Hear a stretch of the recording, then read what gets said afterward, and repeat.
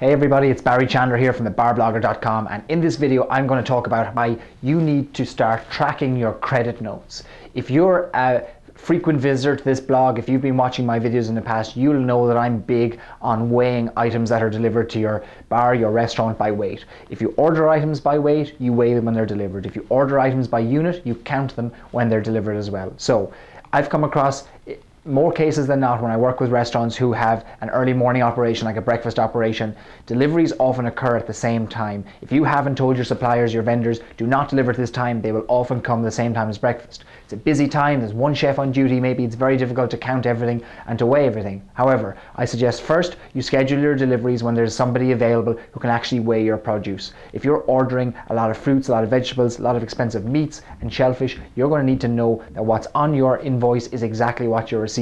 If it's not, well, why would you bother paying for it? So the only way to keep track of that is the first thing you have to do is to weigh everything. Everything that's delivered has to be weighed if it's ordered by weight. As simple as that. You do that in the company of the driver or the delivery person.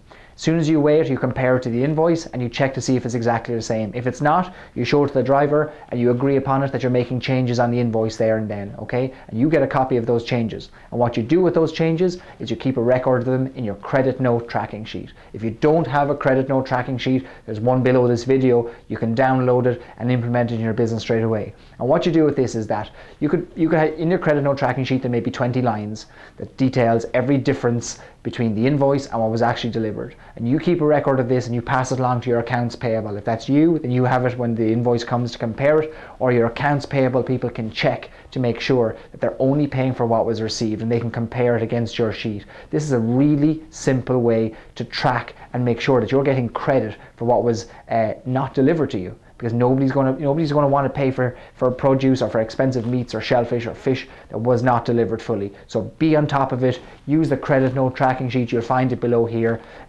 If you want to make contact with me, by all means, please follow the links below this video, and I'll be happy to discuss how I can help you with your own kitchen cost management. But in the meantime, get this credit note tracking sheet and start tracking those costs in the kitchen. Cheers.